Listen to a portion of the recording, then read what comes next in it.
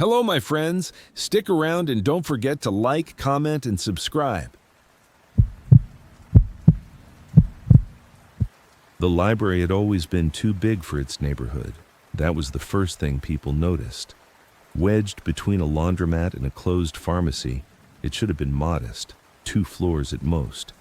Instead, it rose 5 stories high, its stone facade cracked and sagging as if it had grown heavier than intended.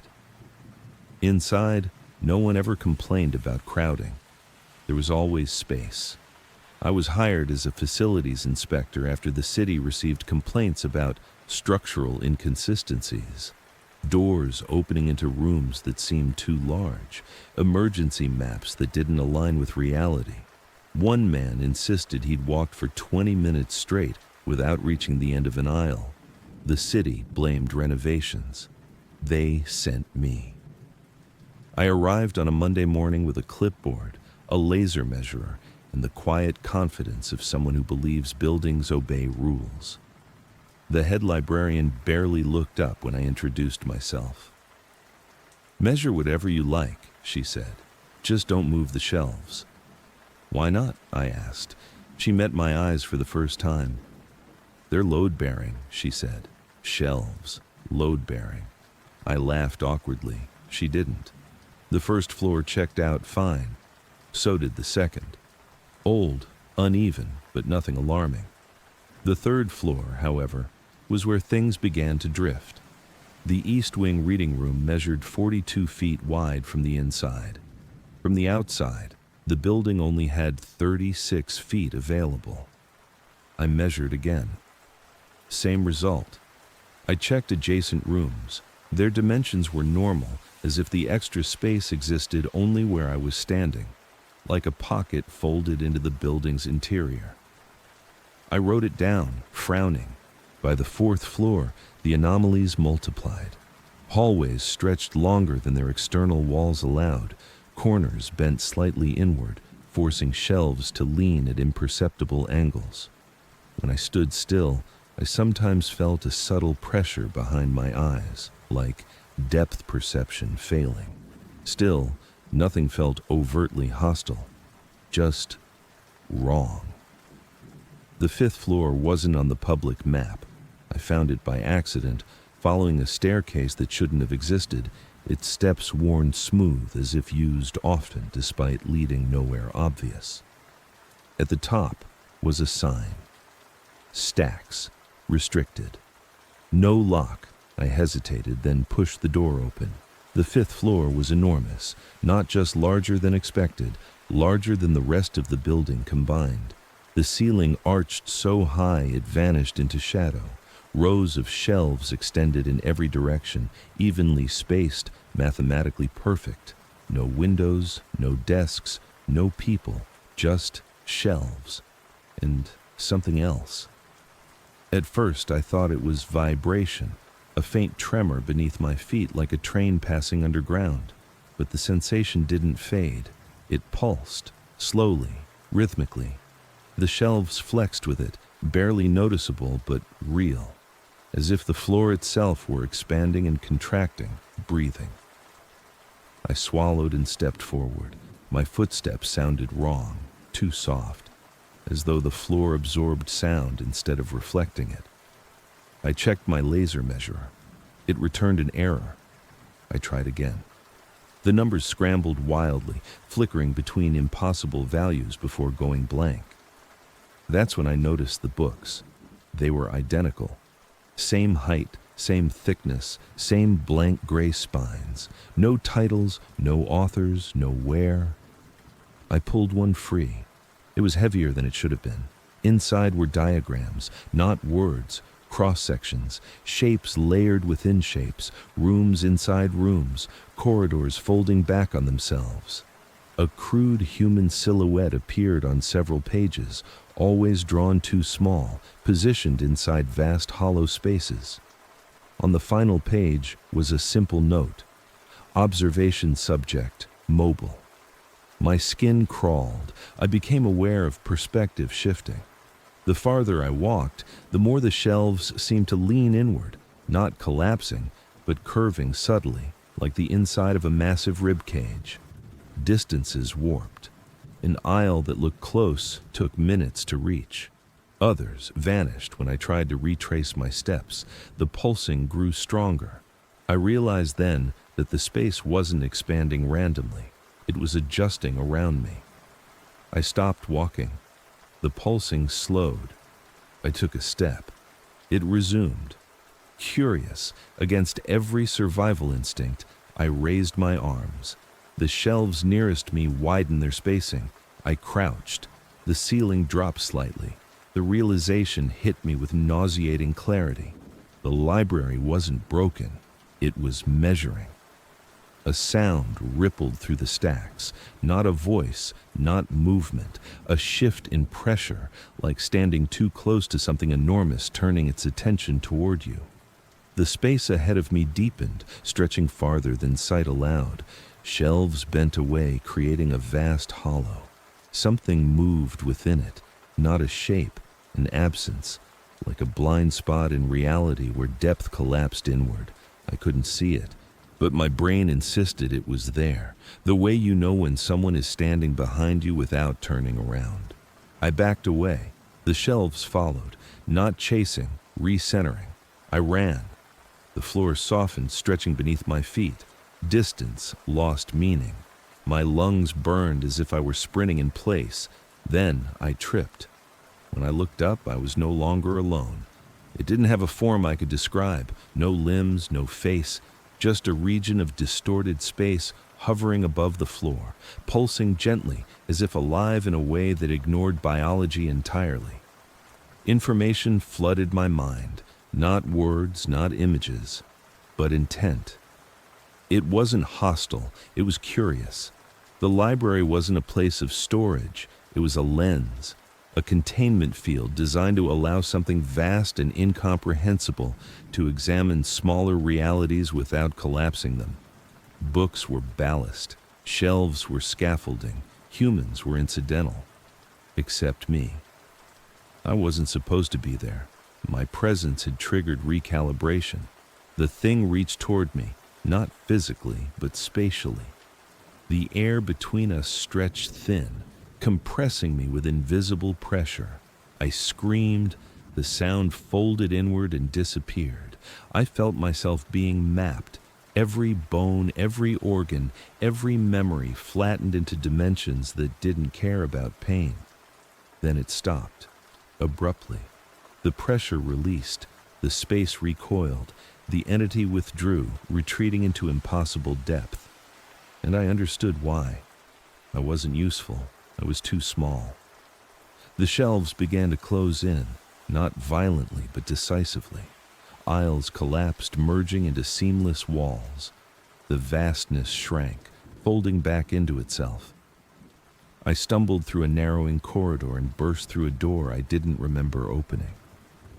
I was on the first floor. The librarian looked up. "You went upstairs," she said calmly. I couldn't speak. She sighed. "It does that sometimes." "What is it?" I finally whispered. She shook her head. "Not it, they." She stamped my inspection form without reading it. "Buildings don't just take up space," she said. "Some of them observe it." I left the library shaking. The city dismissed my report. Structural anomalies were within tolerance. No further investigation required. Life moved on. Except my apartment began to feel wrong. Rooms seemed deeper than before. Corners lingered too long in my peripheral vision. Sometimes, when I lay very still, I felt a familiar pulsing beneath the floor, as if something far away was adjusting, measuring. Last week, I noticed my hallway felt wider than it used to. Yesterday, I found a book on my table, blank spine, blank cover. Inside was a single diagram, a cross-section of my home, with me drawn very small inside it, and a note at the bottom of the page. Secondary observation site confirmed. I don't think the library let me go. I think it learned how to follow. The library was famous for being quiet, but that was never true. If you stayed long enough, really stayed, past the polite silence and into the hours when your ears adjusted, you could hear it breathing. Pipes clicking, walls settling, the soft friction of air through vents. I found it comforting. Noise meant the building was alive. What I didn't know was that the library was also listening. I worked there as an audio archivist, which meant my job was to preserve things most people forgot even existed. Cassette tapes, vinyl records, oral histories stored on degrading formats, voices of people long dead, laughter warped by time, interviews where the pauses said more than the words. The library kept these materials in a sub-level called Media Storage C. No windows, thick concrete walls, perfect acoustics, too perfect. On my third month working there, I noticed a sound that didn't belong. A hum, not electrical, not mechanical, organic. Low and steady, like a throat clearing endlessly somewhere far away. I first heard it while digitizing an old reel-to-reel tape from the 1960s. I thought it was interference until I stopped the recording. The hum continued. I took my headphones off. Still there. When I mentioned it to my supervisor, he frowned like I'd told him I smelled smoke. "Media C?" he asked. I nodded. He didn't ask follow-up questions. He just said, "Log it as structural noise," and changed the subject. That was my second warning. The hum got louder over time, not perceptibly louder, no sudden change, but more present. Like once I noticed it, my brain refused to let it fade into the background. It followed me through the stacks. It vibrated faintly through my desk. Sometimes, late at night, I felt it in my teeth. I began recording it.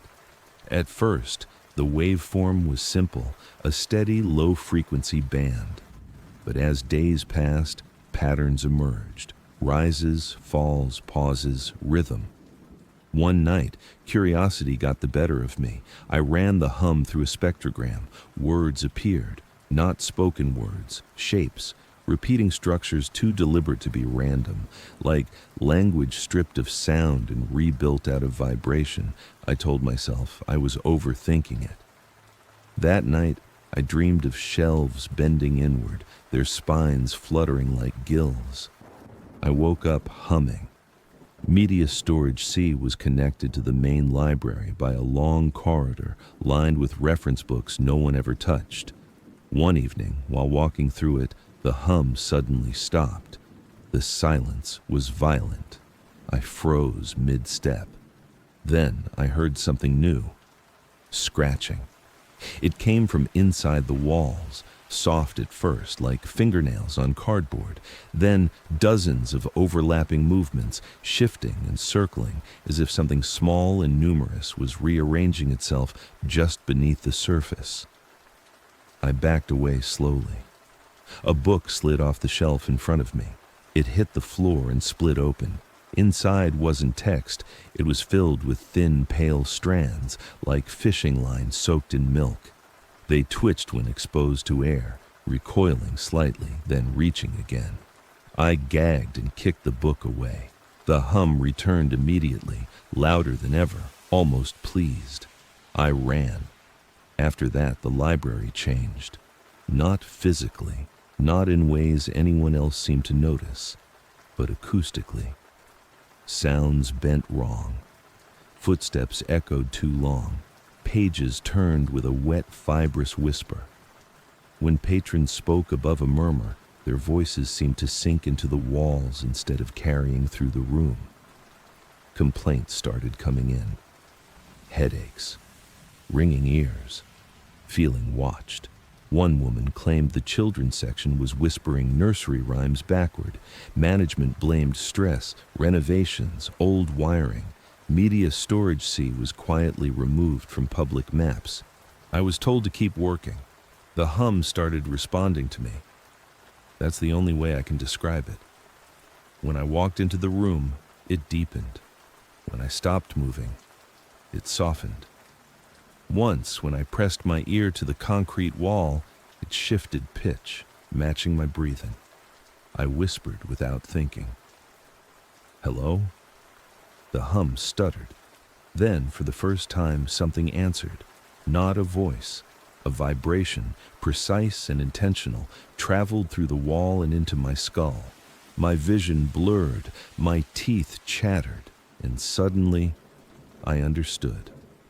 The library wasn't haunted, it was nesting. I don't know how long it had been there. Decades, maybe longer. Something that lived in sound the way parasites live in flesh. It fed on recorded voices, absorbed them, broke them down into usable patterns. The library was perfect for it. Quiet, dense, full of stored sound and human attention. Books were only the shell. The real food was us. I started noticing thin cracks along the walls of Media C. Inside them, those pale strands writhed, weaving into thicker chords. They pulsed in time with the hum. One night, a tape jammed in the recorder.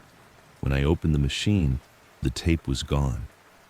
In its place was a mass of fibrous threads, warm to the touch, vibrating gently, as if purring. I threw up in the sink. The hum swelled, filling the room until my vision swam. I realized then that it wasn't just feeding anymore. It was learning. I tried to leave. The exit door from Media C wouldn't open, not locked, just unresponsive, like it no longer recognized my hand. My keycard reader blinked red, then went dark. The hum dropped to a near-silent frequency that pressed against my thoughts. Stay. The word wasn't heard. It was felt. I screamed. The sound didn't echo. It vanished the moment it left my mouth, swallowed by the walls. The strands poured from the cracks. Then, hundreds of them, spilling across the floor like living cables. They wrapped around my ankles, not tight, just enough to anchor me. I felt them inside my ears, inside my nose, inside my throat. The pain came later. First came the sound. Every voice the library had ever held poured into me at once, overlapping, compressing, forcing themselves into the spaces where my thoughts used to be. I dropped to my knees. The hum climbed into a deafening crescendo, and then silence. When I woke up, I was lying on the main floor of the library. Morning light streamed through the windows. Patrons walked by. Someone coughed. A book cart rattled. Everything was normal, too normal. I tried to speak. Nothing came out. I panicked until I realized I didn't need to. Every sound around me was inside me already, cataloged, stored, understood. I stood. My reflection in the glass was wrong. Not monstrous, not obvious, but subtly blurred, like a bad recording played too many times. Media Storage C was gone. Where the corridor had been was now a new section, freshly labeled, audio reference, staff only. I knew without being told what my job was now. I didn't leave the library. I couldn't. Because every time someone spoke inside it, every time a page turned or a child laughed or a student whispered to themselves while studying, I felt it. And the hum deep inside me grew stronger. The library is still quiet, but now it hums in my voice. The library had one rule no one talked about, not officially. It wasn't posted on a sign or mentioned during orientations, but everyone who worked there knew it, and everyone avoided breaking it. Never stay during the quiet hour. I learned about it by accident. I'd been working as a page for only 2 weeks, reshelving books and helping lost patrons find sections that hadn't been updated since the 90s. The library was old, older than it looked, and poorly funded. Clocks never agreed with each other. The elevators sometimes skipped floors. And once, I swear I saw sunlight pouring in through the windows at midnight. When I asked my supervisor about these things, she told me the same thing every time. Libraries remember things people forget, she said. That's all. The quiet hour, she explained, happened unpredictably, usually late at night, sometimes in the early afternoon, once even during a children's reading event. When it starts, she said, you leave, even if you're in the middle of something, especially then. I asked what happened if you didn't. She just shook her head. The quiet hour found me on a Thursday. I'd volunteered to cover a closing shift after someone called in sick. It was nearly 10:30 p.m. and the last patrons had already filtered out. I was alone on the second floor, pushing a cart of books toward the history section. That's when the sound changed. Libraries are never truly silent. There's always the low hum of air circulation, the faint buzz of lights, the distant city noise bleeding through walls. All of it stopped. Not faded. Stopped.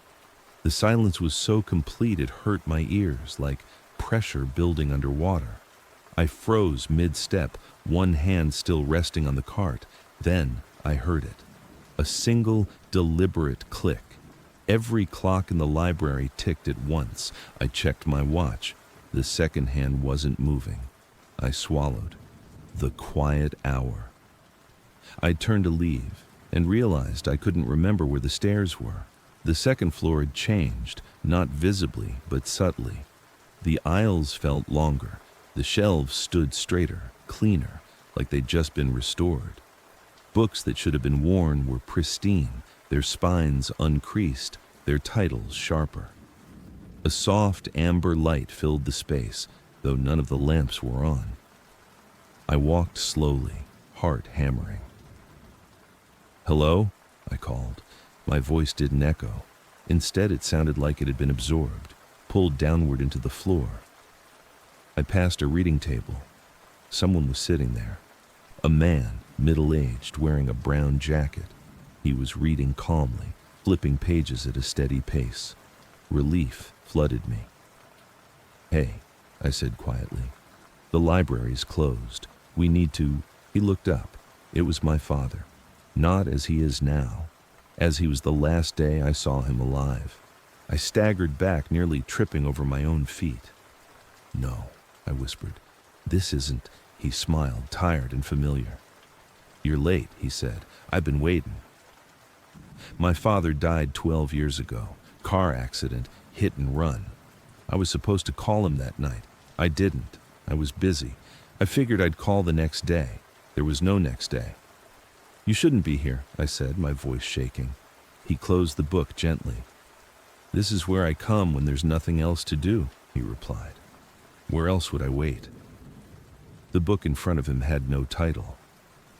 "What is this place?" I asked. "The Hour You Never Used," he said. The silence deepened. I noticed then that the books around us weren't normal. Their spines weren't labeled with titles or authors. They were labeled with times. 3:12 p.m., missed call, 11:47 p.m., said, tomorrow 6:03 a.m., almost apologized. My throat tightened. I backed away, knocking into a shelf. A book slid free and fell open at my feet. Inside were pages filled with handwriting. Mine. Every word I'd never said, every conversation I'd avoided, every moment I chose comfort over honesty. "Put it back," my father said gently. "I don't want this," I whispered. "No one does," he replied, "but everyone makes it." I ran. The library unfolded endlessly, aisle after aisle marked by moments instead of genres. I saw strangers crying at tables, whispering to people who weren't there. I saw a woman screaming at an empty chair. I saw a teenager holding a book and laughing hysterically, blood running from his nose. None of them noticed me. All of them were trapped in their own hours. I finally found a desk, one I recognized, the reference desk. Behind it sat me, older, paler, exhausted. He looked up and smiled. "Don't waste it," he said. "Waste what?" I demanded. He slid a small card across the desk. Quiet Hour Access. One use. "You can leave," he said, "or you can fix one thing." My hands trembled. "One?" I asked. That's the rule. What happens if I stay? He shrugged. You become very well read. I thought of my father, of the phone call, of all the things I'd replayed in my head for years. Will it change anything? I asked. He didn't answer. I took the card. The shelves rearranged themselves into a single path, leading back to the table where my father waited. He looked up as I approached. Are you ready? He asked. Yes, I said. I sat across from him. I'm sorry, I said immediately. I should have called. I should have told you. He raised a hand. That's not how it works. The book between us opened on its own. The pages were blank. You don't speak here, he said softly. You choose. Images flooded my mind. The phone vibrating in my pocket, me ignoring it, the car crash, the hospital room. Then the moment split, branching outward like a torn page. I saw myself answering the call, laughing, arguing, hanging up annoyed, still alive. My chest tightened. Even calling him wouldn't have saved him. I can't fix this, I whispered. No, he agreed. But you can keep it. The card burned in my hand. I understood then. The quiet hour wasn't about correction. It was about acceptance. I placed the card on the table. I'm done, I said. My father smiled, proud and sad all at once. That's my time, he said. The silence shattered. Sound rushed back in violently. Air, electricity, distant traffic. The lights snapped on. The shelves snapped back into place. I was on the second floor, gripping a book cart. My watch ticked forward. 10:31 p.m. The library was normal. I finished my shift in a daze and went home. Life went on. But something had changed. The guilt was still there, but quiet now, contained, filed away where it belonged. Years later, I still visit the library. Sometimes, during quiet moments, I feel the air still itself for just a second, and I leave. Some hours don't want to be reopened, and some stories don't need another ending. The first thing you should understand about the library is that it never sleeps. It pretends to, of course. The lights dim, the doors lock. The city outside breathes and moves on. But inside, something is always awake. I learned that the night I volunteered to inventory the basement archives, something no one else would touch. The job paid well, too well in hindsight. I'd been unemployed for 3 months when the posting appeared online. Temporary overnight archival assistant. No experience required. Discretion necessary. The address was the old municipal library downtown, the one people avoided because of the persistent smell of mildew and the way cell service dropped the moment you stepped inside. The interview lasted less than 5 minutes. The head librarian, a woman with paper-thin skin and hands that trembled constantly, asked me only one question. Do you consider yourself memorable? I laughed, assuming it was a joke, and said no. She smiled in a way that felt like relief. That should have been my warning. I arrived at 11:40 p.m. on my first shift. The building was dark except for a single light above the circulation desk. The librarian unlocked the door without speaking and handed me a brass key labeled B. The basement, she said. Don't remove anything, don't write anything down, and if you hear someone calling you, it isn't for you. Before I could ask what that meant, she locked the door behind me.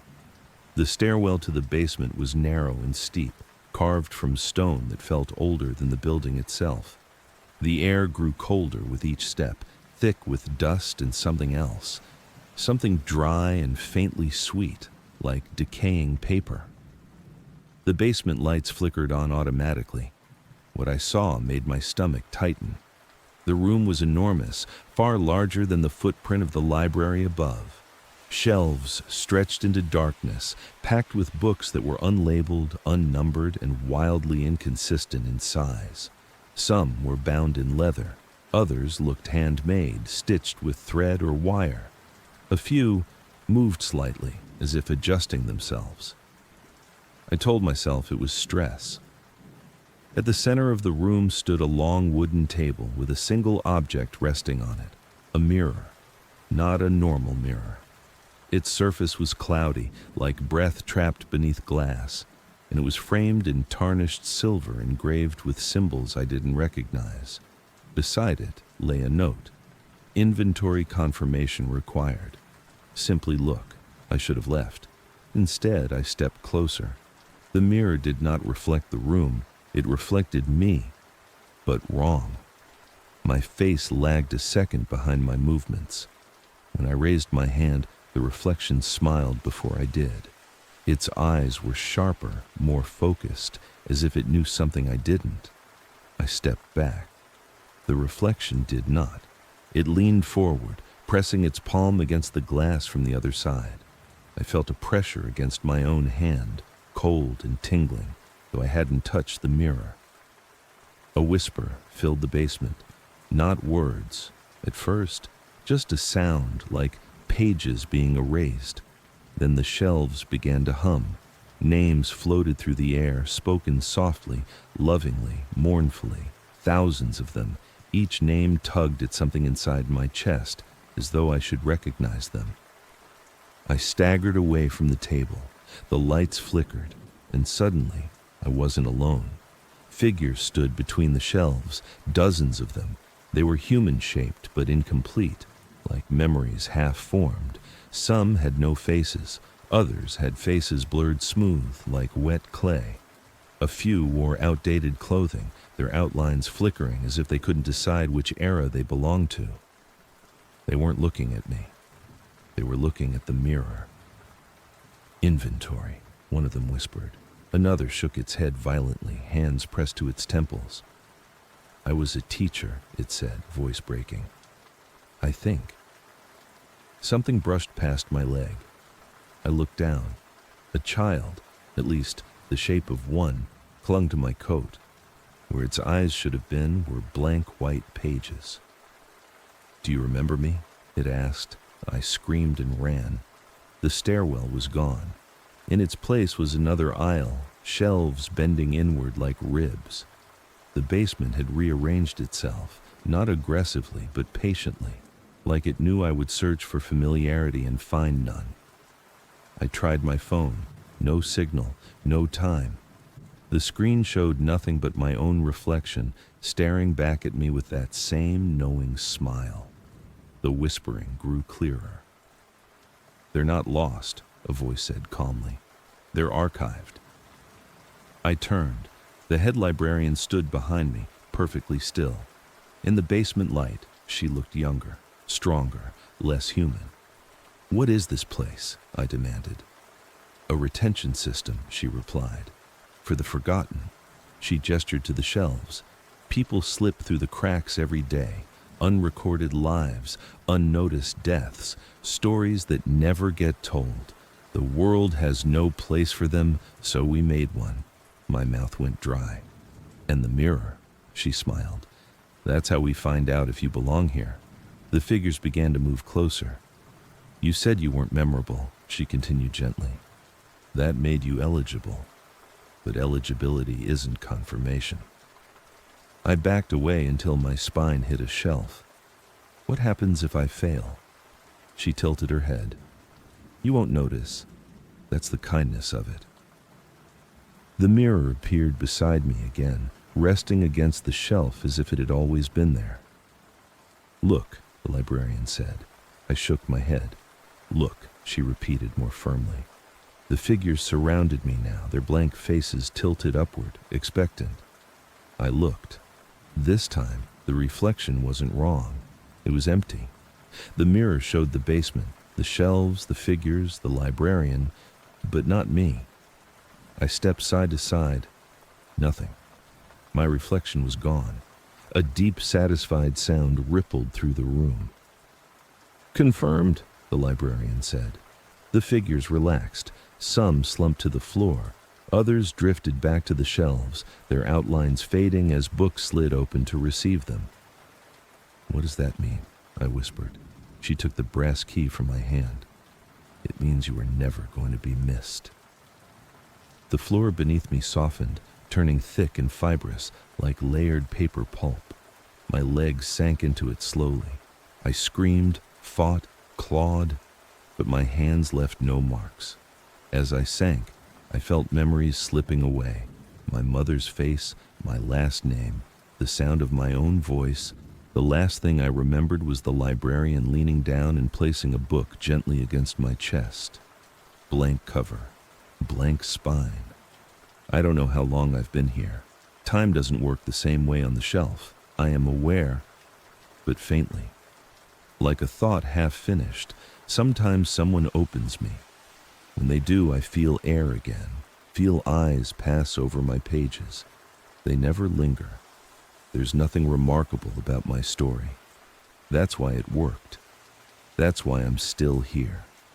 If you ever visit the old municipal library and wander into the basement, you might see a thin, unlabeled book wedged between thousands of others. You won't read it. You won't remember touching it, and neither will anyone else. That's how the library keeps growing. I used to believe libraries were safe places, quiet places, orderly. Shelves lined with knowledge, dust, and the faint smell of paper aging gracefully. When the world felt too loud, I would retreat to them, confident that nothing truly bad could happen in a place dedicated to preserving words. That belief died on a Tuesday night. I remember the exact time because the digital clock above the reference desk flickered before settling on 8:47 p.m. The library was scheduled to close at 9. I had come in late, hoping to finish research for a freelance article I was already behind on. My phone battery was nearly dead, so I ignored the nagging voice in my head telling me to pack up and leave early. The building was nearly empty. A few students sat scattered across the main floor, their faces lit by laptop screens. Somewhere deeper inside the building, a printer whined, then went silent. The overhead lights hummed softly, not loud enough to notice unless you focused on them. I focused on them a lot.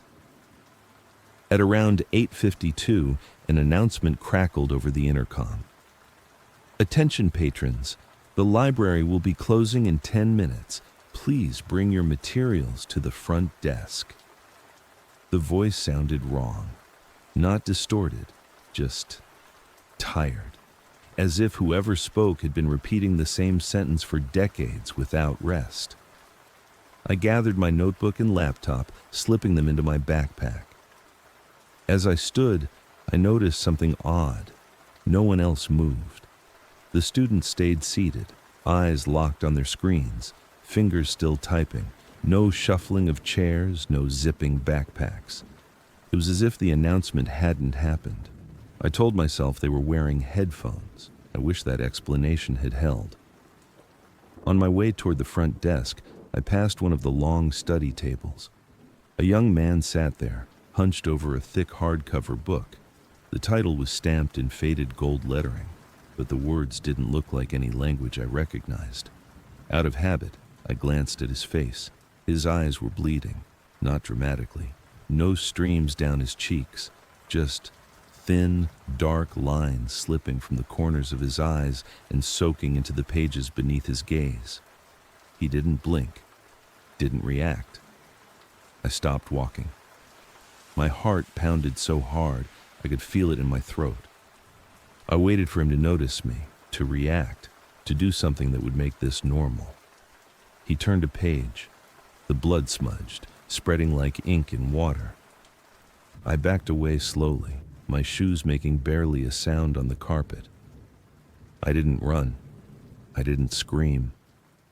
Some deep instinctive part of me understood that drawing attention would be a mistake. At the front desk, the librarian was missing. Her chair was empty, pushed back as if she'd stood up quickly. A stack of returned books sat neatly beside the scanner. The clock above her flickered again. 8:59 p.m. The lights dimmed, not off, just lower.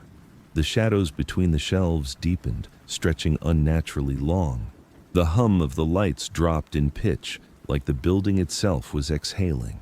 Then, the intercom came on again. "The library's now closed." The voice was closer this time, not louder, closer. I turned toward the exit. The doors were gone. Where the glass double doors should have been, there was only more shelving. Floor-to-ceiling books packed tightly together, spines pressed against one another like they were hiding something. My stomach dropped.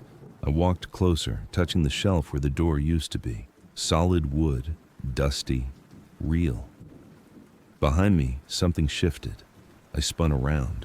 The main floor was empty. Every table, every chair, vacant. The students were gone, their laptops and bags gone with them, as if they'd never existed at all.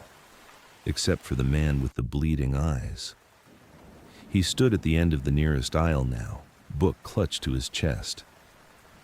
"You shouldn't read while it's feeding," he said. His voice echoed, though the room was full of shelves that should have absorbed the sound. "What?" I whispered. He smiled, and his teeth were stained black like old ink. "You were supposed to leave," he continued, "but now you're cataloged." The lights flickered again. Suddenly, the shelves began to move, not sliding, rotating, entire aisles turning on invisible hinges, rearranging themselves with the sound of grinding wood and rusted metal. The familiar layout of the library twisted into something maze-like and wrong. I ran. I don't know how long I ran. Time stopped making sense. My watch spun wildly on my wrist, hands twitching back and forth like a trapped insect. Every aisle looked the same. Books whispered as I passed them. At first, it sounded like pages brushing against one another. Then I began to hear words. My name, my childhood nickname, things I had never told anyone. I reached an aisle that wasn't there before. A single desk sat beneath a dim lamp. Behind it was a massive ledger, its pages yellowed and thick. On the open page was my name, my full name. Below it was a date, today's date, and a blank space beside the word status. A pen lay beside the book, its tip wet with something dark. Behind me, the whispering grew louder. "You can leave," a voice said gently, right beside my ear. "You just need to finish your entry." I turned slowly. The librarian stood there, or what used to be her. Her mouth was sewn shut with black thread. Her eyes were gone entirely, replaced by printed letters, tiny lines of text scrolling endlessly where pupils should have been. She took my hand and guided it toward the pen. "First-person accounts are our favorite," she said. "They feel more honest." I yanked my hand away and stumbled backward, crashing into the desk. The ledger slid, and for a moment I saw other names, thousands of them, some scratched out, some circled, some still bleeding through the page. I grabbed the book and threw it across the aisle. The library screamed. Every shelf shook violently. Books fell, hitting the floor with heavy, wet thuds. The lights flared blinding white, then went dark. In the chaos, I ran again. This time, I didn't stop. I don't remember finding the exit. I don't remember the doors opening. I only remember cold air hitting my face and falling forward onto concrete. When I woke up, I was outside the library. Morning sunlight poured over the building. People walked past me, stepping around my body like I was just another inconvenience. The doors were back. A security guard asked if I was okay. I told him I must have fallen asleep studying too late. He laughed and said it happened all the time. Before I left, I looked back. Through the glass doors, I saw the librarian at her desk. She was smiling. On my way home, I checked my notebook. Inside, written in my handwriting, was a single sentence I don't remember writing. If you're reading this, it's already open. I don't go to libraries anymore, but sometimes Late at night, I hear pages turning behind my walls, and something whispering my name, like it's checking to see if I've finished my story yet. If this story creeped you out, make sure to subscribe for more.